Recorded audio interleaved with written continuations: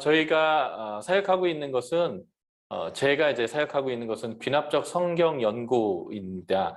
성경을 귀납적으로 봐서 하나님의 말씀이 정말 무엇을 말하는지를 이제 찾아내는 그러한 일들을 하고 있는데, 그러한 성경을 어떻게 읽어야 되는지, 성경은 어떤 책인지, 이러한 내용들을 가지고 오늘 여러분들과 함께 강의를 하려고 합니다. 지금 제주도 밖에 천둥 번개가 치면서 지금 비가 오고 있어서요. 지금 조금 여러분들이 천둥 소리가 들려도 그러니 좀 해주십시오. 자, 제가 여러분들에게 오늘 말씀드리고 싶은 주제는 성경을 어떻게 읽을 것인가입니다.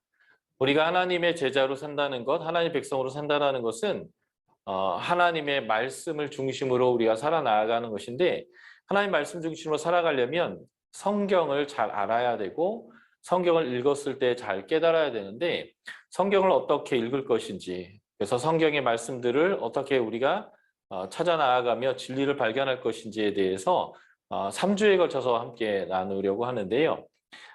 먼저 한번 우리가 말씀을 함께 읽어보도록 하겠습니다. 쉐마인데요. 신명기 6장 4절에서 9절의 내용입니다. 제가 소리내서 읽어드릴 것인데 여러분들도 아마 그냥 집에서 소리내서 같이 한번 저와 함께 맞춰서 읽어보시면 좋을 것 같습니다. 신명기 6장 4절에서 9절입니다. 이스라엘아 들으라. 우리 하나님 여호와는 오직 유일한 여호와시니 너는 마음을 다하고 뜻을 다하고 힘을 다하여 내 하나님 여호와를 사랑하라. 오늘 내가 내게 명하는 이 말씀을 너는 마음에 새기고 내 자녀에게 부지런히 가르치며 집에 앉았을 때에든지 길을 갈 때에든지 누워있을 때에든지 일어날 때에든지 이 말씀을 강론할 것이며, 너는 또 그것을 내 손목에 매어 기호를 삼으며 내 미간에 붙여 표로 삼고 또 내 집 문설주와 바깥문에 기록할지니라. 아멘. 여기서 들으라라고 하는 이 동사가 제일 먼저 이 문장에서 나오는데요. 이 들으라라고 하는 말이 히브리어로 쉐마입니다. 들으라라는 것이 히브리어로 쉐마이기 때문에 이 말씀을 쉐마라고 얘기하는데, 하나님이 이스라엘 백성과 언약을 맺었을 때 그 언약의 가장 핵심적인 내용이 바로 이 들으라라고 했던 하나님의 말씀입니다. 이 신명기가 언제 주어졌냐면요. 이스라엘 백성이 출애굽해서 광야에서 40년의 시간을 다 마치고 이제 요단강을 건너기 직전인 요단 동편에 있는 모압 평지에서 모세가 이 말을 한 것인데요. 신명기 1장 1절부터 3절에 보면 출애굽한 지 40년째 해 11월 1일에 이 말씀을 모세가 이스라엘 백성들에게 말했다라고 되어져 있습니다. 이스라엘 백성은 제 41년째 해 1월 10일 날 요단강을 건넙니다. 이제 여호수아서에 나오는데요. 그러니까 지금 이 요단강을 건너기 70일 전에 모세가 한 말이고요. 모세는 이 신명기의 말씀을 이스라엘 백성에게 주고 모압 평지에서 죽게 됩니다. 이스라엘 백성들이 모세가 죽은 다음에 30일 동안 애국을 하거든요. 30일 동안 애국을 하고, 그리고 그 이후에 정탐을 3일 동안 하고, 그리고 이스라엘 백성들이 하나님과 함께 요단강을 건너기 때문에 스스로를 정결케 하는 시간을 3일 동안 보내면 36일 정도가 요단강을 건너기 전에 있었던 일인데요.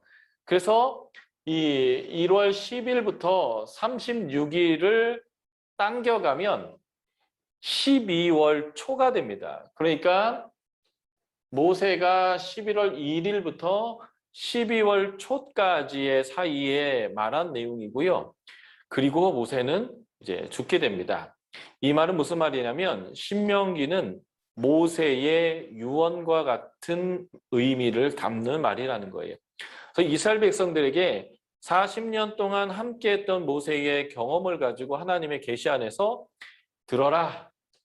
하는 말이고, 그래서 이 말이 얼마나 중요한 말인지 유언과 같은 말이다라는 것을 우리가 볼 수 있겠는데요.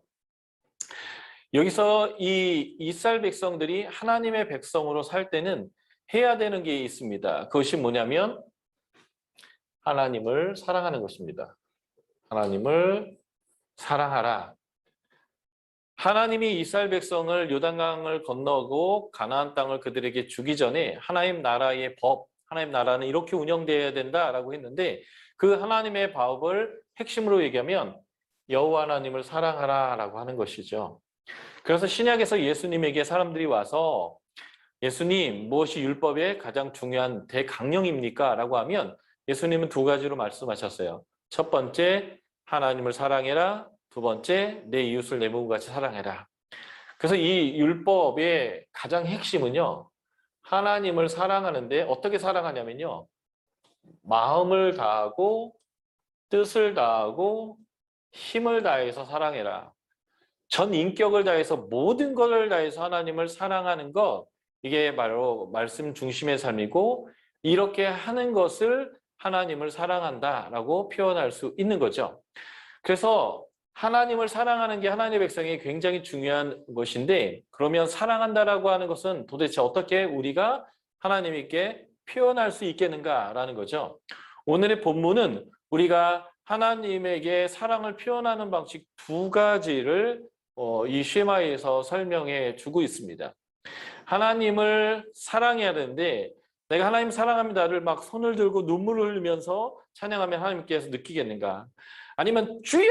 하고 외치면서 하나님께 기도하는데 200데시벨 이상의 소리를 30초 이상 쫙 소리 지르면서 하나님께 소나무를 뽑으며 기도하면서 하나님께 이렇게 기도하면 하나님이 내가 하나님 사랑하는 것을 알겠는가? 30초 이상. 아니요, 하나님은 두 가지를 얘기했어요. 소리 지르면서 네가 나 사랑한다라는 건 이거야. 첫 번째가 하나님께 이렇게 신명기 6장 하나님이 6절에서 내가 하나님 사랑하는 것을 알겠는가? 우리가 하나님을 사랑한다는 것을 하나님이 어떻게 알겠냐? 그때 첫 번째는 내가 명하는 이 말씀, 이 신명기의 말씀이겠죠? 이 말씀을 너희의 마음에 새겨라 라고 되어 있습니다. 하나님의 말씀을 내 마음에 새긴다면 하나님이 야, 너 나 사랑하는구나 라고 인정해 주시겠다는 거예요. 이 새긴다라는 것이 히브리어로 하야 동사인데요.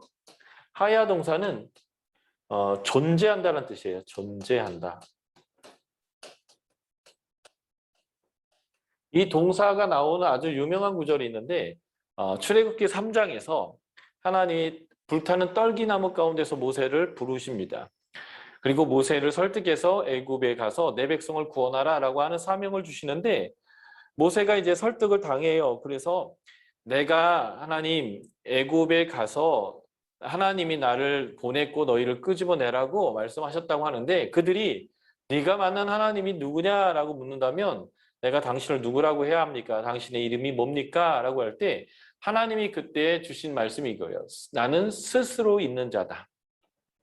이 스스로 있는 자라는 말이 이 하야 동사를 두 번 반복해서 원어는 이렇게 됐어요. 존재하는 자는 존재한다. 나는 그래서 스스로 존재한다 이렇게 표현한 거고요. 영어는 이것을 이렇게 표현해 놨습니다. I am who I am. 나는 나다라는 것이죠. 그래서 하나님은 그냥 나는 나야. 존재하는 자는 존재해 라고 하는 것이 하나님의 이름이었어요. 이 하야 동사가 여기에다 새기다라고 번역된 거예요. 그러므로 내가 하나님을 사랑한다라는 것이 증명되는 첫 번째 방법은 이것입니다.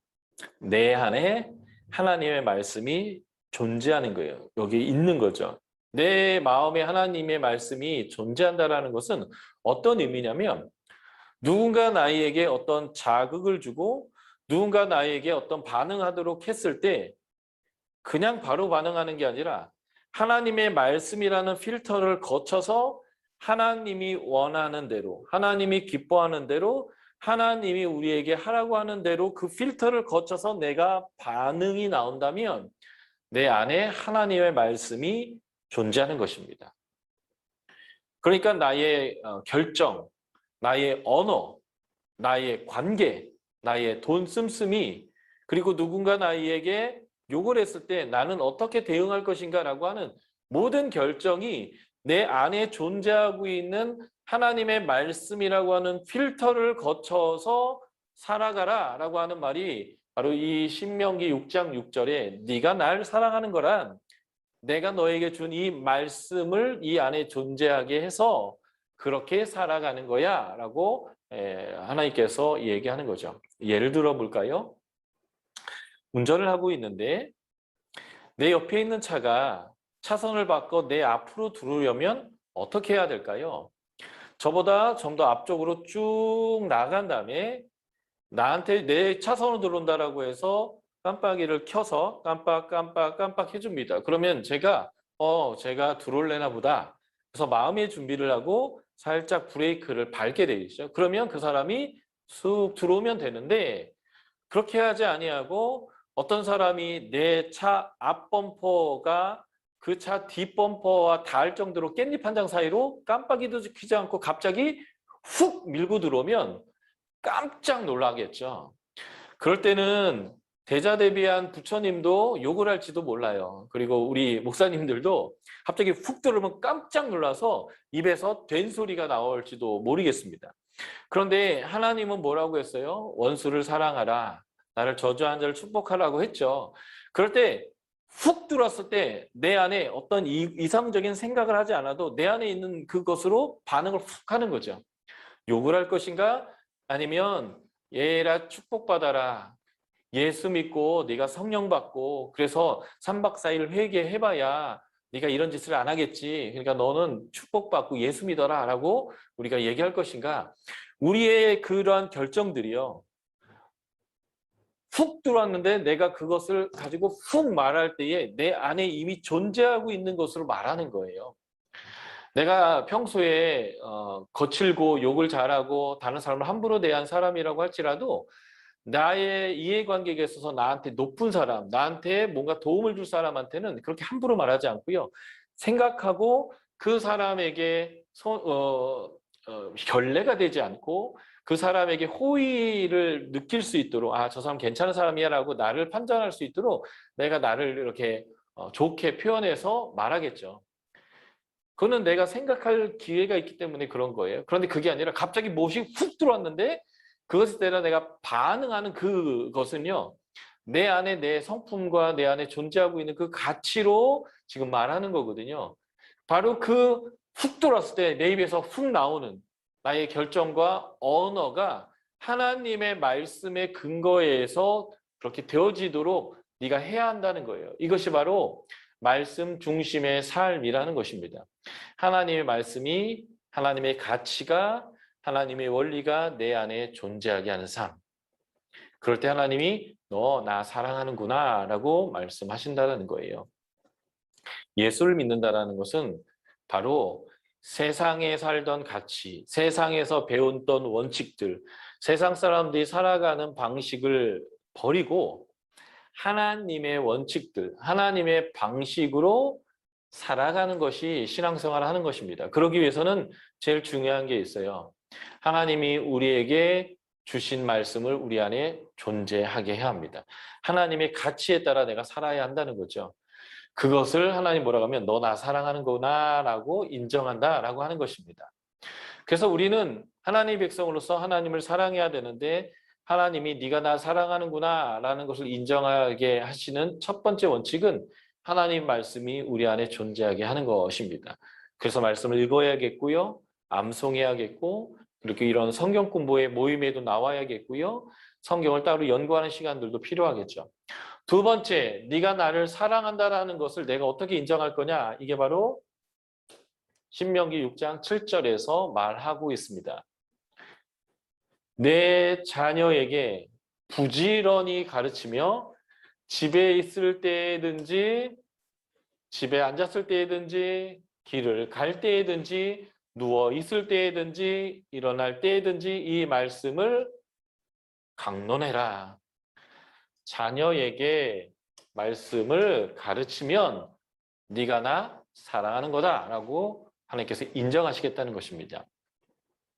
우리는 자녀에게 가장 좋은 것을 주려고 하는 사람들입니다. 특별히 부모는 자녀에게 가장 좋은 것을 주려고 하는데 부모가 자녀에게 주려고 하는 가장 좋은 것의 목록에 하나님의 말씀이 없다면 이 말씀은 그렇게 중요하지 않은 거예요. 우리 부모님들은 열심히 일하고 열심히 돈 버는 이유 중에 하나가 바로 우리 자녀들에게 많은 것을 주고 싶어서, 잘 되게 하고 싶어서, 교육하고 싶어서 열심히 하거든요. 그러므로 내가 자녀에게 내가 고생하더라도, 내가 많은 헌신을 하더라도 주어야 되는 가장 좋은 것의 목록에 이 말씀이 포함되어 있다라고 한다면 분명히 말씀은 나에게 중요한 거예요. 그렇기 때문에 하나님을 사랑한다라고 하는 것을 증명하는 방식 두 번째는 자녀에게 말씀을 가르치는 것입니다. 자녀에게 말씀을 가르칠 때 그 방식이 있죠. 어떻게 해야 되는가? 첫 번째, 부지런히 해야 합니다. 어쩌다 한 번이 아니라 부지런히 해야 되는데요. 그래서 이렇게 표현합니다. 집에 있든지 길을 갈 때든지 어느 장소에 있든 간에 기회가 되면 부지런히 하라는 거예요. 누워 있을 때든지 일어날 때든지 어떤 상황에서도 자녀에게 말씀을 가르치는 일은 부지런히 해야 한다는 거예요. 어떤 공간에 있든 어떤 상황에 있든 간에 자녀에게 부지런히 하나님의 말씀을 가르치는 일을 하고 있다면 그건 100%예요. 우리는 하나님을 사랑하고 있는 것이죠. 이걸 요약해 볼까요? 하나님이 하나님의 백성에게 원하는 것은 하나님을 사랑하기를 원하는 것인데 하나님 사랑한다라는 것 첫 번째, 하나님의 말씀이 내 안에 존재하게 하는 것입니다. 내 안에 존재하는 거고요. 두 번째, 우리가 하나님을 사랑한다라고 하는 것은 하나님의 말씀이 자녀 가운데, 자녀의 가슴 안에 존재하게 하는 것입니다. 한마디로 얘기하면 나에게 존재하고 있는 하나님의 말씀이 나의 자녀에게도 존재하게 하는 일을 부지런히 해야 한다는 거예요. 왜냐하면 나에게 가장 소중하고 내가 내 자녀에게 물려줘야 될 가장 가치가 있다라고 판단하는 것의 첫 번째는 내 안에 존재하고 있는 하나님의 말씀이라는 거죠. 그래서 이 하나님의 말씀이 우리 안에 존재하게 해서 우리의 가치 되고 우리의 언어 되고 그리고 우리의 결정의 원리가 되고 돈을 쓸 것인지 말 것인지의 결정을 하게 되는 중요한 원리가 이 말씀에 의해서 이루어지고 있다면 우리는 하나님을 사랑하는 것이라는 거예요. 그래서 하나님이 우리의 삶에서 요구하셨던 아주 중요한 행동이 있는데 그것이 뭐냐면 말씀, 그것을 손목에 매어라. 그리고 미간, 여기죠. 미간에 이것을 붙여서 표로 삼아라 라는 것이고 첫 번째, 두 번째, 세 번째 내 집 문설주와 바깥문에 이것을 기록해라 라고 하는 것입니다. 이것은 일종의 상징적 행동인데요. 하나님의 말씀이 나의 삶을 이끌도록 하라고 하는 것입니다. 제가 사진을 하나 보여드리겠습니다. 제가 몇 년 전에 성지 답사, 성지순례라고 하는 거기를 갔다 왔는데요. 성전 벽이 하나 딱 남아있는 통곡의 벽에 갔더니 경건한 유대인 청년이 토라를 읽고 있는데 이 친구가 지금 이 이마에다가 이 테피린이라고 하는 것을 붙이고 있어요. 그리고 이 테피린과 같은 똑같은 각을 지금 여기 손목에 이 가죽띠 보이시죠? 손목에 메고 있는 것입니다. 이 사람이 이렇게 하고 있는 이유가 바로 이 쉐마의 말씀을 문자적으로 지키고 있는 거예요. 그래서 하나님의 말씀을 이마에 붙이고 하나님의 말씀을 손목에 매는 이유가 무엇일까라는 것입니다. 자, 사진을 보시면 이 아이도 이마와 손목에 이 테핀을 붙이고 있는데 이 테페리라는 거 이 안에 여러분 이게 빈 통이 있거든요. 여기에 쉐마라고 하는 이 말씀을 기록해서 여기 집어넣는 거예요. 그래서 이것을 이마에 잡고 손목에 매라 하지만 실제적으로는 여기 팔 안쪽에 매였는데 내 심장 가까이에다가 이것을 매는 것인데요. 왜 그럴까요? 내가 무엇을 결정하든, 내가 어떤 말을 하든, 내가 어떤 돈을 사용하든, 내가 누구와 관계를 할 때에 내가 어떻게 할 것인가를 이 말씀에 따라서 내가 판단하겠습니다라고 그렇게 상징적으로 이마에 붙이도록 한 것입니다. 손목에 붙이라는 이유는 무엇일까요? 내가 이 손으로 무엇인가 행위를 할 때에 하나님이 원하는 방식으로 할 것인가 아닌가라는 것도 이 말씀이 이끌도록 하라고 하는 것이죠. 내가 손을 들어서 다른 사람 것을 때리고 빼앗을 것인가 아니면 힘들고 어렵고 넘어져 있는 사람을 내가 이 손으로 일으키고 안아주고 내 것을 꺼내어서 그 사람의 필요를 채워줄 것인가. 내 손이 하는 것도 결국 하나님이 기뻐하시고 원하시는 대로 내가 할 것이다 라고 하는 것을 결정하는 것이 바로 이 손에 이 하나님의 말씀을 매는 건데, 특별히 요 심장 가까이에다 이걸 매는 이유는 하나님의 뜻대로 살겠습니다라고 하는 의미를 담아서 이마와 손목인데 특별히 이 심장 가까이 이것을 매는 것이지요. 또 하나님이 문설주에 이것을 하라고 했는데, 제가 통곡의 벽으로 들어가는 입구에 대리석으로 된 큰 문이 있는데 그 문을 이렇게 쳐다보다 보니까 이렇게 메주자가 그 대리석 돌 위에 딱하니 박혀 있더라는 거죠.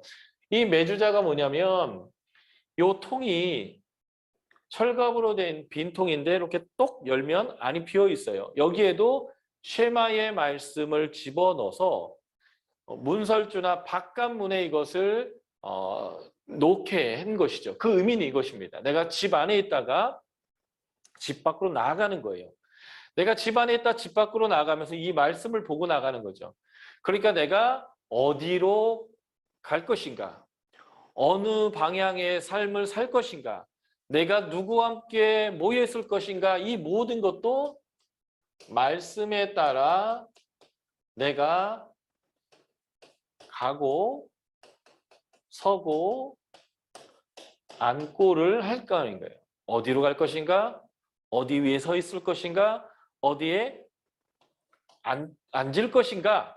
라고 하는 그것을 이 말씀이 결정하는 거예요. 그래서 이 말씀대로 걸어가다가 다시 집으로 돌아오는 거죠. 집으로 돌아와서 가정으로 들어갈 때 이 말씀을 보고도 들어가면서 내가 이 집안의 남편으로서 또는 아버지로서 또는 어머니로서 자식으로서 내가 이 가정에서 어떻게 살 것인가, 어떻게 순종하고 복종할 것인가, 이것 또한 하나님의 말씀대로 내가 살겠습니다라고 하는 것들을 이 말씀을 통과하여 들어가면서 그 결정하게 하는 것이 하나님이 이렇게 상징적 행동을 하라고 한 것이에요. 그러니까 모든 것이 하나님의 말씀의 근거에서 우리의 삶이 이루어지는 것, 이것이 바로 신앙생활이고 믿음을 갖는다라고 하는 의미가 되는 것이죠. 이런 말씀의 중심의 삶을 우리가 살아야 합니다. 자, 우리가 말씀 하나를 더 찾아서 읽어볼게요. 시편 1편. 시편 1편. 우리가 너무 잘 아는 말씀인데요. 시편 1편 1절과 2절을 우리가 함께 읽어보도록 하겠습니다. 시편 1편 1절 2절. 제가 여러분들에게 소리내서 읽어드릴 건데요. 여러분들도 소리내서 읽어서 이 말씀이 귀에 들리고 이 말씀이 마음에 새겨지도록 또박또박 저와 함께 읽어보도록 하겠습니다. 시편 1편 1절 2절 읽겠습니다. 복 있는 사람은 악인의 꾀를 따르지 아니하며 죄인들의 길에 서지 아니하며 오만한 자들의 자리에 앉지 아니하고 오직 여호와의 율법을 즐거워하여 그의 율법을 주야로 묵상하는도다. 예, 복 있는 사람이 하지 않는 것 세 가지를 오늘 본문에서 언급하고 있습니다. 자, 복 있는 사람이 뭘 안 할까요? 복 있는 사람이 하지 않는 것 첫 번째가 있습니다. 본문에 보면 악인의 꾀를 따르지 않는다라고 했어요. 악인의 조언이죠. 악인의 조언에 따라서 따른다라고 하는 이 표현은 히브리어 할라크라는 단어인데요. 걷다란 단어예요. 이 할라크라는 단어는 구약에서 하나님과 노아가 동행했다. 에녹이 300년 동안 하나님과 동행했다라고 번역되는 단어예요. 동행. 복 있는 사람, 의인은 악인들의 조언, 악인들의 어드바이스죠.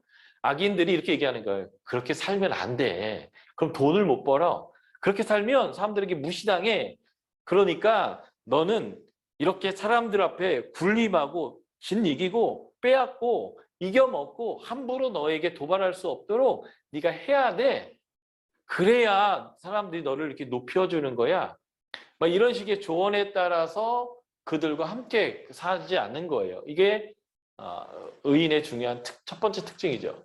두 번째, 의인, 복 있는 사람은 뭘 안 할까요? 죄인들의 길에 서지 않습니다. 그래서 길이라는 단어는 어떤 면에서는 네가 정말 그 길 갈 거야? 이런 표현과 같은 거예요. 남들이 가는 그런 삶의 방식이죠. 죄인들이 살아가는 패턴, 죄인들이 살아가는 그런 그 방식을 따르지 않는다는 거죠. 여기서 할 때 보면 죄인들의 길에 서다. 내가 어느 노선에 있을 것인가 라고 하는 거예요. 어디에 서 있을 것인가. 죄인들이 사는 방식 위에 서 있지 않는 거예요. 자, 이게 가다, 이게 서다예요. 그리고 또 복 있는 사람은 뭘 하지 않을까요? 시편 1편 1절의 마지막 보면 오만한 자.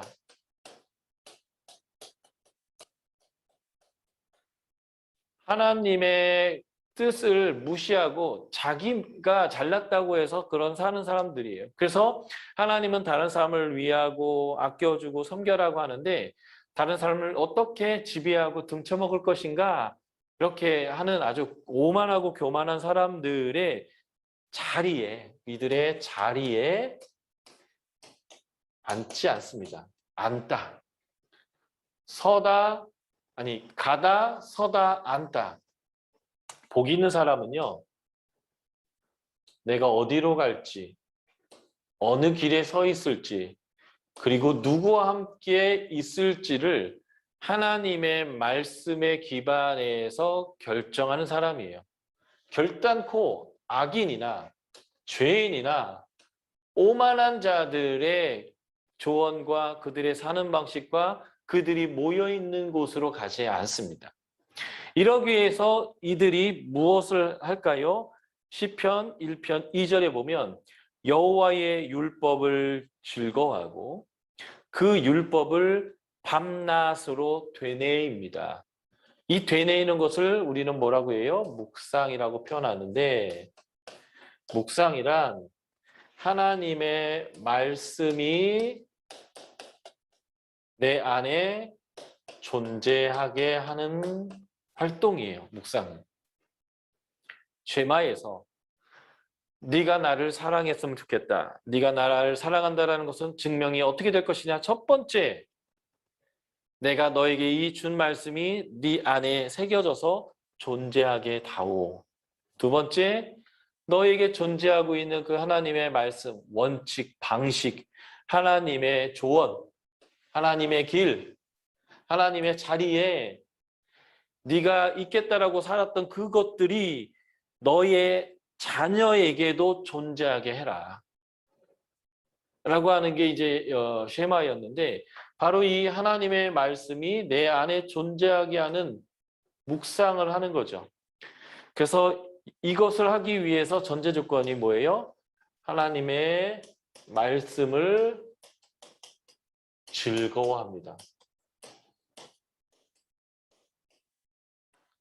하나님의 말씀을 즐거워하고 그 말씀이 내 안에 존재하도록 밤낮 없이 계속 되뇌이게 해서 하나님의 말씀이 나의 갈 길이고 내가 서 있어야 될 곳이고 내가 누구와 함께 머물 것인가를 결정하게 되는 거예요. 수요일 이 저녁에 내가 하루 종일 일했고 피곤해서 쉬고 텔레비전을 보고 맛있는 것을 먹는 자리에 갈 수 있지만 특별히 수요일 이 저녁의 시간을 구분해서 하나님과 동행하며 하나님의 말씀을 내 삶의 방식으로 내가 서야 될 위치를 갖기 위해서 하나님의 공동체에 교회라고 하는 예배당에는 우리가 함께 모이진 못했지만 온라인을 통해서라도 하나님의 공동체, 두세 사람이 내 이름으로 모인 곳에 함께 있다고 할 때 꼭 공간만 있는 게 아니라 이렇게 온라인을 타고라도 우리가 함께 모여서 함께 앉아서 이 말씀을 보는 이 자리에 우리가 있다라고 한다면 우리가 이 하나님 말씀을 즐거워하여 그 말씀을 묵상하고 내 안에 존재하게 하는 일들을 위해서 우리가 이곳에 있는 거잖아요. 이게 의인이냐 악이냐를 결국 갈라버린다는 거예요.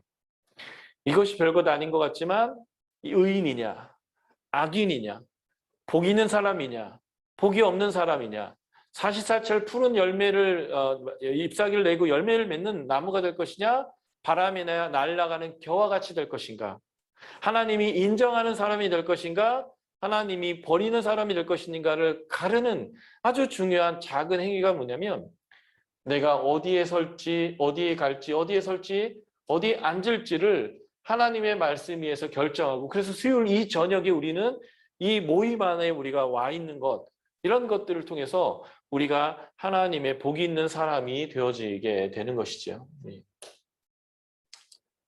자, 제가 이제 쉐마를 통해서 여러분들에게 말씀 중심의 삶을 살아야 되는 이유 그리고 말씀의 중심의 삶이 무엇인지를 설명드렸는데요. 이제 말씀 중심의 삶을 살려면 성경을 잘 읽어야 합니다. 잘 읽고 잘 깨달아야 되는데 성경은 나름대로 특징이 있어요. 그 특징에 맞게 성경을 읽을 때에 그 성경을 잘 이해하고 잘 깨달을 수 있습니다. 예를 들면 이런 거죠. 우리가 소 한 마리를 잡았는데 그 소 고기를 파들 때 대충 그냥 깍두기 썰듯이 뚝뚝뚝뚝 썰어서 그냥 파는 게 아니에요. 소를 잡아도 등심 따로 탁 떼내고 안심 따로 떼어내고 그리고 갈비살 따로 떼어내고 부위별로 싹 다 떼어내는 거죠. 그래서 제값을 받고 팔게 됩니다. 소를 잡아도 이 결대로 그 부위대로 도축을 하는 것처럼 성경을 읽는 것도 그 결이 있어요. 성경이 갖고 있는 특징 때문에 그렇죠. 그래서 성경은 어떤 특징이 있고 그 특징에 맞게 성경은 어떻게 읽어야 되는가라는 것들을 우리가 배울 때 성경을 더 효과적으로 그리고 더 깊이 그리고 성경의 본 의미를 잘 이해할 수 있는데 이렇게 성경을 잘 읽을 수 있는 성경의 특징을 제가 7가지로 구분하고 그리고 그 7가지의 특징들을 오늘부터 3주에 걸쳐서 여러분들에게 알려드릴 것이고요. 이 방식으로 여러분들이 성경을 읽게 된다면 그 이전에 성경을 읽었을 때보다 훨씬 더 잘 깨달을 수 있는 그러한 성경 읽기가 될 수 있을 거라고 생각이 되어집니다. 그래서 제가 지금부터 성경을 읽을 때 우리가 염두에 둬야 될 원칙들 7가지를 나누도록 하겠습니다. 그래서 이 내용은 성경은 이런 책이고 성경은 이런 책이기 때문에 성경은 이런 결로 성경을 읽어가야 된다라고 하는 그러한 내용으로서 7가지의 원칙이 될 것 같습니다. 자, 성경을 읽을 때 염두에 둬야 될 첫 번째가 있습니다. 그것은 성경의 주인공이 하나님이다라는 것을 알고 하나님 중심으로 읽어야 한다는 것입니다.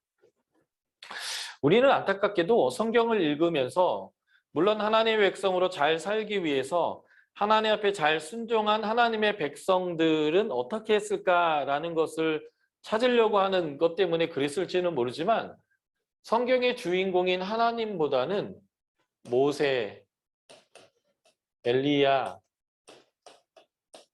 베드로, 바울 이런 조연들을 중심으로 성경을 읽고 이들은 어떻게 했느냐라는 것에 훨씬 더 많은 관심을 두곤 했다라고 하는 것입니다. 아니요. 우리가 성경을 읽을 때 알아야 될 첫 번째 원칙 굉장히 중요해요. 하나님이 성경의 주인공이다.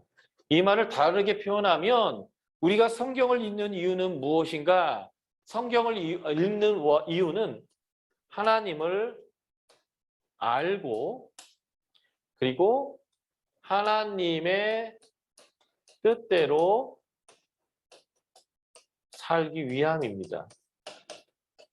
그러므로 우리는 성경 읽기를 하면서 하나님을 알아가는 성경 읽기를 해야 돼요. 가장 중요한 원칙입니다. 성경의 주인공은 하나님입니다. 그래서 하나님 중심으로 성경을 읽어야 되고 성경을 통해서 알고 싶은 것은 하나님이에요. 하나님이 누구이신지, 하나님은 어떠한 능력이 있으신지, 하나님은 무엇을 기뻐하시는지, 하나님은 무엇을 싫어하시는지, 하나님은 무엇을 하고 싶어 하시는지, 하나님이 바라보고 있는 것이 무엇인지, 하나님의 성품과 하나님의 행하시는 일들, 하나님이 기뻐하시는 것이 무엇인지를 알아가는 성경 읽기를 해야 됩니다. 그래서 성경을 읽을 때 우리가 염두에 둘 첫 번째 원칙은 성경의 주인공은 하나님이다라고 하는 이것인데 이것만 우리가 염두에 두고 성경을 읽어도 우리가 성경 읽기가 확실히 달라지는 것을 우리가 알 수 있습니다. 모세, 엘리야, 베드로, 바울 아는 것도 중요하지만 가장 중요한 것은 Who is God? 하나님이 누구이시냐를 아는 성경 읽기를 하는 것이 중요합니다. 자, 에베소서 1장 17에서 19절의 말씀을 우리가 함께 읽어보도록 하겠습니다. 자, 한번 펴보실까요? 여러분들의 소리가 들리지는 않지만 저는 여러분들과 함께 성경 읽기를 해보고 싶습니다. 여러분들이 성경을 읽을 때 또박또박 읽어서 여러분의 귀에 들리고 여러분들의 마음에 새겨지도록 저와 함께 이 성경 읽어주셨으면 좋겠어요. 에베소서 1장 17절부터 19절까지인데요. 에베소서는 그리스도인의 성숙에 대한 책입니다. 한마디로 얘기하면 세례를 받을 때 이 정도는 알고 세례받아야 된다라는 그 최소치, 기독교인이라면 이 정도는 알아야 되고 기독교인이라면 이런 삶을 살아야 된다라는 가장 기본적인 오리엔테이션이 되어지는 책이 바로 에베소서인데요. 이 에베소서는 1장부터 3장은 그리스도인이란 누구인가, 어떤 복을 받았까, 어떤 정체성을 가진 사람인가라는 걸 설명하고요. 에베소서 4장부터 6장은 그 정체성의 복을 받은 것에 합당한 삶이 무엇인지를 설명하게 되는데 에베소서 1장 전체는 서론인데요. 그 서론에 에베소 1장 3절부터 14절까지가 하나님이 그리스도 안에서 성령님을 통하여 하신 그 놀라운 일이 무엇인지, 우리에게 주신 복이 무엇인지를 6가지를 가지고 찬양, 송령을 하게 되고요. 그 송령이 끝나자 기도를 하는데 바울이 그리스도인이라면 이 4가지를 알았으면 좋겠다라고 얘기하는 거예요. 젊은 애들이 싸가지 없는 애들을 이렇게 표현합니다. 아우, 쟤는 4가지가 없다. 그 농담을 가지고 이 본문을 본다면 그리스도인들이 알아야 될 이 4가지가 없다라고 한다면, 이것을 모른다고 한다면 그것은 싸가지 없는 그리스도인이에요. 그래서 우리가 싸가지 있는 그리스도인이 되기 위해서는 이 4가지를 알아야 되는데 이 4가지가 무엇인지를 좀 찾아가면서 저와 함께 에베소서 1장 17절부터 19절의 말씀 같이 읽어볼게요.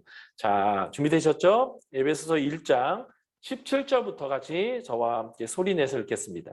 시작! 우리 주 예수 그리스도의 하나님, 영광의 아버지께서 지혜와 계시의 영을 너희에게 주사 하나님을 알게 하시고 너희의 마음의 눈을 밝히사 그의 부르심의 소망이 무엇이며 성도 안에서 그 기업의 영광의 풍성함이 무엇이며 그 힘의 위력으로 역사하심을 따라 믿는 우리에게 베푸신 능력의 지극히 크심이 어떠한 것을 너희로 알게 하시기를 구하노라. 예. 싸가지 있는 신앙인이 되기 위해서는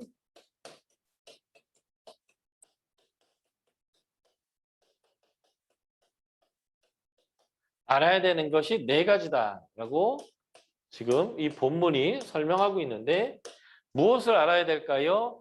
첫 번째 우리가 알아야 되는 것은 17절에 나오는데 하나님을 알아야 합니다. 하나님. 성경의 주인공은 하나님이고 우리가 성경을 읽는다라는 것은 하나님을 알아가는 것이다. 그래서 우리가 싸가지 있는 신앙인이 되기 위해서 알아야 되는 첫 번째는 하나님이 어떤 분인가, 어떤 성품을 가지고 계신가, 그분이 어떤 일을 하고 계시고 무엇을 기뻐하시는가라는 하나님을 알아야 됩니다. 자, 두 번째 무엇을 알아야 할까요? 본문 18절에 보면 부르심의 소망을 알아야 됩니다. 부르심을 알아야 돼요. 한마디로 하나님이 우리를 하나님의 거룩한 백성으로 부르실 때에 어떤 소망을 가지고 우리를 부르셨는지, 우리가 하나님의 백성이 될 때에 하나님의 기대가 무엇인지를 알아야 한다는 거예요. 이것은 아주 중요한 것인데 하나님을 알 때 자연스럽게 따라오는 게 뭐냐면 우리의 정체성이 무엇인지를 알게 되고 우리가 얼마나 존귀한 존재인지를 알게 되어집니다. 대부분의 사람들은 내가 얼마나 존귀하고 가치가 있는지를 따질 때에 내가 얼마나 소유했는가라는 것으로 나의 가치를 판가름합니다. 이 소유라는 것은요, 돈일 수도 있지만 내 학벌일 수도 있어요. 나 서울대 나왔어. 나 그 타짜란 영화에 보면 나 이대 나온 여자야. 뭐 이런 표현이 나오거든요. 내가 이러한 명문대 나왔기 때문에 나는 이런 대우 받을 수 없어. 이런 식으로 표현하는 거죠. 그리고 내가 얼마나 똑똑한지, 내가 어떤 좋은 가문에서 태어났는지 포함해서 내가 가진 것으로 내가 얼마나 존귀한지를 판가름하려고 하는 것이 세상입니다. 그래서 내 통장 잔고에 따라 내가 살고 있는 집의 평수와 내가 어디에 살고 있는 사람인지 뭐 이런 걸 가지고 내가 굉장히 존재가 있는 사람인 것처럼 생각하는 거죠. 그런데 이러한 소유로 나의 가치를 세우는 것은 세상의 방식이에요. 내가 서울대 나왔어도 프린스턴이나 하버드나 이런 데에 나온 사람들이요. 그런 사람들에게는 깨갱하게 돼 있는 거거든요. 내가 통장에 100억이 있어도 빌 게이츠나 이러한 이제 갑부들 앞에서는 또 내가 그 사람에게 비해서 가치가 없어 보인단 말이에요. 이러한 소유가 아니라 내가 어떠한 존재인가라고 하는 것이 굉장히 중요한데 내가 어떤 존재이냐라는 것은 하나님이 너는 이런 존재야 라고 하나님이 나에게 매긴 가치가 있어요. 하나님이 나에게 설정한 나의 가치가 있다고요. 그 하나님을 알게 되면 그 하나님이 나를 어떠한 존재로 가치로 하나님이 부르셨는지를 알게 돼요. 우리가 얼마짜리냐면요. 세상의 주인이신 하나님의 목숨값만큼 소중한 존재입니다. 값으로 매길 수 없어요. 얼마라고 한정할 수 없을 만큼 어마어마하게 비싼데 그 비싼 대가를 예수님이 치르시고 우리를 하나님의 백성으로 살리셨고 가져가셨단 말이에요. 그래서 하나님이 우리에게 너는 존귀하다. 너는 내 아들이다. 너는 내 딸이다. 너는 나와 함께 세상을 경영할 사람이다. 너는 세상에 그 무엇보다 가치 있다라고 말씀해 주시는 그러한 나의 존재, 나의 정체성을 가져야 되는데 그게 어디서부터 나오냐면요. 하나님이 나를 어떻게 인정하고 계시냐부터 나와요. 그래서 우리가 싸가지 있는 신앙이 되기 위해서는 첫 번째 하나님을 알아야 되고요. 두 번째 그 하나님이 나를 어떠한 존재로 부르셨는가, 나를 부를 때의 하나님의 소망이 무엇냐를 알아야 됩니다. 세 번째, 싸가지 있는 신앙이 되기 위해서는 무엇을 해야 될까요? 하나님이 우리에게 주시는 기업이 얼마나 영광스럽고 풍성한지를 알아야 되는데, 이 기업이란 단어의 의미는요, 상속입니다. 우리가 하나님의 자녀로 부름받았기 때문에 자녀이기에 당연히 아버지로부터의 상속을 받게 돼 있는데, 이 상속을 받게 됐던 그 내용이 얼마나 어마무시하게 많고 크고 영광스러운지를 우리가 알아야 됩니다. 이게 굉장히 중요한데, 우리는 소유의 기반을 둔 세상 사람들과 함께 살기 때문에 우리는 돈에 집착해요. 그래서 만몬, 돈이 우리의 우상이 되어져 있습니다. 특별히 자본주의 사회는 욕망을 동기로 해서 움직여가는 사회거든요. 그래서 돈이 우상이에요. 이 돈 때문에 하나님이 너는 세상 사람들을 사랑하고 섬기는 존재가 되어야 한다. 그래서 네 오른뺨을 때리거든 왼뺨을 돌려대고, 높아지고 싶어지면 낮아지며, 잔치장에 상에 가면 말석에 앉으라라고 했지만, 이렇게 살면 사람들이 병신이라고 해요. 바보라고 해요. 그럴 수 없어요. 나도 많이 갖고 싶고요. 대우받고 싶고요. 나도 높아지고 싶어요. 그래서 당신의 가치대로는 살 수는 없어요. 당신이 은혜로 나를 구원해 주셨고 나를 소중한 존재로 여겨주시는 것은 감사해요. 그러나 당신의 가치로 사는 것은 내가 대우받고 많은 것을 가진 삶으로 갈 수 없는 거예요. 라는 신념이 우리 안에 자연스럽게 자리 잡고 있습니다. 그런데 나를 그 부르신 분이 나를 자녀로 삼았기 때문에 나에게 주시는 하나님의 상속이 얼마나 어마무시하고 영광스러운지를 알게 되면 이거를 포기하고 이 삶을 선택할 수 있어요. 왜요? 이런 삶이 바로 상속자가 상속을 받는 그런 하나님의 자녀의 삶이기 때문에 그렇습니다. 그래서 우리가 알아야 될 세 번째는 하나님이 우리에게 주시는 기업이 얼마나 어마무시한지, 영광스러운지를 알아야 돼요. 네 번째, 우리가 싸가지 있는 신앙인이 되기 위해서 알아야 되는 내용이 무엇일까요? 하나님의 능력입니다. 하나님의 능력이 얼마나 크신지, 하나님의 능력이 얼마나 큰지를 우리가 알아야 돼요. 왜냐하면 하나님이 우리에게 이러한 기업을 주실 수 있는 능력이 있느냐 없느냐가 중요하죠. 말로만 주겠다라고 했다면 의미가 없잖아요. 하나님이 세상의 주인으로서 모든 것을 다 가지신 분으로서 우리에게 이 기업을 주실 수 있다는 것이 확실하다면 우리는 이 부르심의 삶을 기꺼이 두려움 없이 살게 될 것입니다. 이렇게 부르심의 삶을 살게 되면 하나님이 어떤 분인지 경험할 수 있어요. 사랑하라 해서 사랑했고요. 섬기라 해서 섬겼고요. 말석에 앉으라 말석에 앉았고요. 내가 남들보다 높은 자리에 있는 게 아니라 섬기는 자리, 그래서 다른 사람에게 낮아지는 자리에 있었던 때 하나님이 나를 얼마나 존귀하게 하나님이 세워주시고 하나님이 나를 기뻐해 줬는지를 경험하는 거죠. 다니엘이 그렇거든요. 하나님이 어떤 분인지 그가 아니까 그가 바벨론에 끌려갔을 때도 나는 야채만 먹겠다라고 선택을 하게 되죠. 다니엘과 세 친구가 그럼에도 불구하고 하나님이 역사하셔서 환관장에게 호의를 받게 하고 고기 먹은 애들보다 더 기름지게 되고 그리고 다른 애들보다 더 탁월한 지혜를 갖게 해줘서 하나님이 그들을 총리로 그리고 지방 장관으로 높여주셨단 말이에요. 부르심대로 살기로 결정해서 하나님 앞에 살면 하나님이 어떤 분인지를 더 경험하게 됩니다.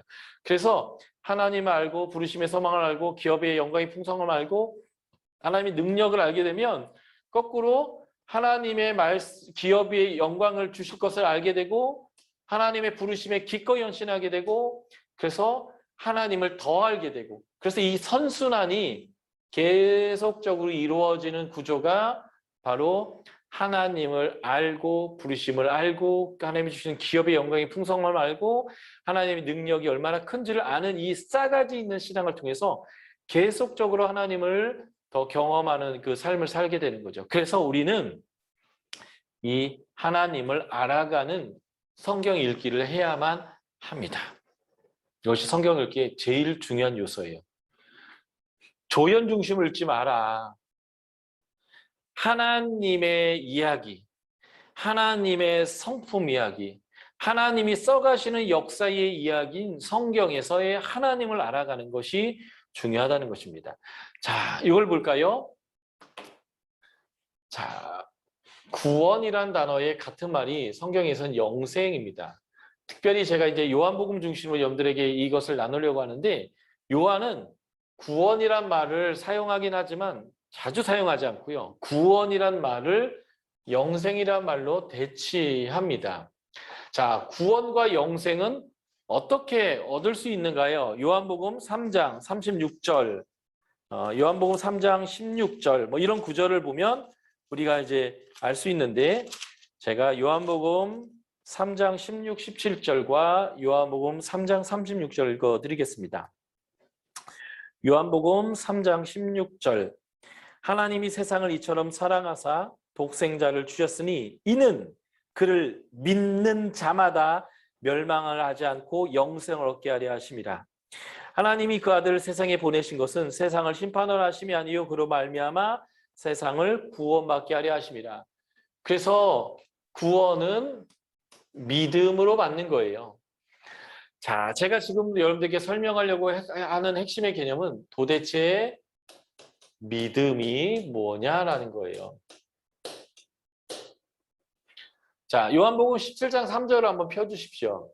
요한복음 17장 3절은 성경에서 말하는 영생의 정의입니다. 요한복음 17장 3절. 요한복음 17장 3절을 제가 읽어드릴 테니까 같이 소리내서 읽어보십시오. 시작. 영생은 곧 유일하신 참 하나님과 그가 보내신 자 예수 그리스도를 아는 것이다. 영생은 뭐냐면 아는 거예요. 뭘 알까요? 하나님, 그가 보내신 예수님, 여기 나타나지 않지만 홀리 스피리트 성령님, 이 하나님을 아는 게 영생입니다. 그러므로 믿음은 뭐냐면요. 하나님, 예수님, 성령님에 대해서 아는 게 믿음입니다. 믿음의 내용이 뭐냐? 하나님, 예수님, 성령님에 대해서 아는 게 믿음의 내용이에요. 그 믿음의 내용 중에 하나님, 예수님, 성령님에 대해서 아는 것 중에 하나가 그분이 우리를 사랑해서 우리를 위해서 대신 죽으시고 우리에게 구원을 주셨다라는 이 내용을 포함하는 거지 그게 믿음의 전부가 아니에요. 하나님, 예수님, 성령님이 어떤 분인지 아는 게 믿음입니다. 그러니까 믿음을 가지려면 어떻게 해야 돼요? 하나님, 예수님, 성령님이 누구이신지를 말해주는 성경을 읽어야 합니다. 그러니까 성경 읽기는 하나님이 주인공이라는 것을 가지고 읽는 것인데 하나님 중심으로 읽는 건데 그것 자체가 바로 믿음을 갖게 되는 겁니다. 자, 믿음은 하나님, 예수님, 성령님을 아는 것이라면 또 믿음은 무엇인가? 요한복음 1장 12절을 같이 읽어보도록 하겠습니다. 우리가 이제 뭐 수련회나 이런데 캠프나 이런 것들을 가게 되면 밥을 먹을 때 꼭 말씀을 암송시켰는데 그때 나오는 단골 구절이에요. 아주 짧고 그러면서도 아주 귀한 말씀이죠. 요한복음 1장 12절 제가 읽어드릴 테니까 같이 읽겠습니다. 시작. 영접하는 자, 곧 그 이름을 믿는 자들에게는 하나님의 자녀가 되는 권세를 주셨으니. 믿음은 하나님, 예수님, 성령님을 아는 건데 이 아는 게 머리로만 아는 게 아니라 이것이 나의 삶의 결정의 원리로 내 가치로 받아들인다. 이걸 영접이라고 표현해요. 하나님의 말씀이 내 삶의 원리로, 내 결정의 법칙으로, 내 관계의 근거로, 내 돈을 써야 될 것이냐 마할 것이냐의 판별의 근거로 수용하는 게 믿음이에요. 성경을 통해서 하나님 예수님 성령님을 안 그 내용을 내 것으로 수용하는 것입니다. 집에 자녀가 있어요. 저희 집에는 이제 딸과 아들이 있는데 저희 딸이 굉장히 창조적이고 자유분방한 아이입니다. 그래서 부모가 우리 딸에게 야 이것 좀 해, 이것도 해야 되는 거야 라고 얘기했을 때 네 알겠습니다 라고 대답은 잘하는데 자꾸 잊어먹고 그걸 잘 하지 않아요. 예를 들면 이런 거죠. 야 나갔다 들어오면 손발 씻어라. 식사를 하고 나온다면 양치해라. 그래서 치아를 깨끗하게 해라. 그리고 저희 아이가 이제 비염이 있어서 매일 저녁마다 먹는 약과 코에 뿌리는 약이 있는데 저랑 저희 아들이랑 세 명이 그렇게 정기적으로 밤에 약을 먹는데 한 달치 약을 받아서 먹고 나는데 저와 저희 아들 것은 약이 다 사라졌는데 저희 딸 거 반이 남아있어요. 그러니까 정기적으로 이걸 못하는 거죠. 그래서 부모가 계속 잔소리를 하는 거예요. 매일 먹어라, 씻어라 계속 얘기하는데 이 딸이 잘 못하는 거죠. 그래서 어느 날 엄마가 또 잔소리를 했어요. 이거 왜 안 해? 빨리 해! 라고 했더니 딸이 이제 사춘기다 보니까 화가 나서 알았다고요. 제발 그만 좀 하라고요. 라고 막 소리를 지른 거예요. 그러면 엄마가 아 아는구나. 몰라서 안 하는 줄 알았지 하고 넘어갈까요? 아 그렇지 않습니다. 엄마가 이렇게 얘기하죠. 알면 그렇게 하라고! 응? 네가 안 하니까 내가 얘기하는 거 아니야? 라고 이제 얘기하는 거예요. 이 안다라는 게요. 우리 모두가 알아요. 안다라는 것은 그렇게 산다. 그렇게 행한다. 의 개념이라는 거. 저희 딸이 얘기하는 거예요. 내가 나갔다 들어오면 씻어야 되는 거 알고요. 밥 먹고 나면 양치해야 되는 거 내가 안다고요. 그리고 내가 양말을 벗었으면 세탁기에 집어넣어야 되는 거 알고요. 뒤집지 말고 펴서 넣어야 되는 거 안다고요. 아니까 그만 잔소리하라고요. 라고 얘기하지만 엄마는 얘기하는 거예요. 알면 그렇게 해. 네가 그렇게 안 하니까 내가 얘기하는 거 아니야. 라고 얘기하는 거죠. 알미란 내 삶의 방식으로 그렇게 산다 행한다로 영접해야 하는 것입니다. 이게 믿음이에요. 그런데 우리는 믿음을 여기까지로만 알아요. 예수님 나를 위해서 죽었으니까 된 거예요. 예수님 나를 위해서 죽어서 내가 구원받았으니까 된 거예요. 아니 그게 아니고요. 믿음은요. 예수 그리스도가 나의 주인이 되는 거예요. 그래서 이 주인의 뜻이 내 삶과 언어와 결정이 되는 게 알미고 영접하는 것입니다. 예수님은 원수를 사랑하라고 했어요. 알아요. 그렇지만 그렇게 행동하면 사람이 날 무시해요. 그러니까 주님 그건 요구하지 마세요. 그러나 주님이 나를 위해서 죽은 건 내가 인정할게요. 구원 주신 거 감사해요. 그러나 당신의 뜻대로 사는 것은 내가 할 수 없어요. 이건 믿음이 아니라는 거예요. 믿음은 알고 알면 영접하는 겁니다. 한 구절 더 읽어볼까요? 요한복음 3장 36절입니다. 요한복음 3장 36절 읽어드릴게요. 같이 소리 내서 읽어보십시오. 아들을 믿는 자에게는 영생이 있고 아들에게 순종하지 아니하는 자는 영생을 보지 못하고 도리어 하나님의 진노가 그 위에 머물러 있느니라. 히브리인들의 글쓰기 방식은요. 대꾸법이라고 해서 반복합니다. 같은 말을 반복할 때는 동의대꾸라고 해요.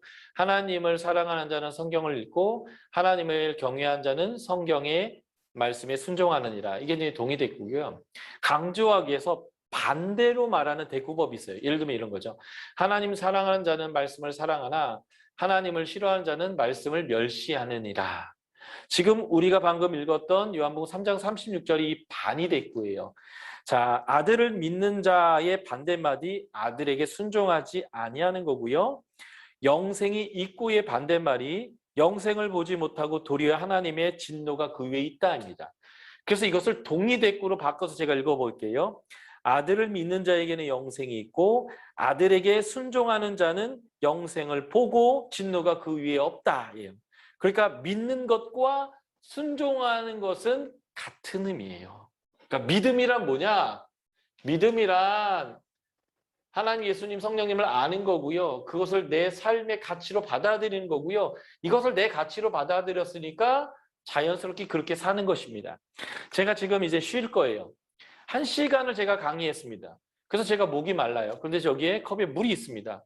저희가 아는 암과 영접한 것이 뭐냐면 이 물을 내가 마시면 이 목이 아픈 거나 목이 마른 것이 해결된다는 걸 내가 알아요. 그러면 제가 이 물을 마셔야 될까요, 말까요? 당연히 마셔야죠. 목이 마르면 물을 마시면 된다는 걸 알기 때문에 제가 물을 마시는 것처럼 순종은 어마어마한 것을 하는 게 아니라 내가 아는 대로 내가 받아들인 가치대로 살아가는 것입니다. 그 내가 알고 내가 받아들인 가치의 가장 핵심이 바로 사랑하는 거예요. 이게 바로 영생의 삶을 사는 믿음이다라고 보시면 좋겠고요. 그러므로 하나님 중심의 성경 읽기를 해야 되는 중요한 이유가 뭘까요? 이게 바로 영생의 삶이기 때문에 그렇습니다. 하나님을 알고 그 하나님의 가치대로 살아가고 순종하는 것, 이것이 바로 영생의 삶이기 때문에 성경은 하나님이 주인공이고 하나님 중심으로 읽어야 한다입니다.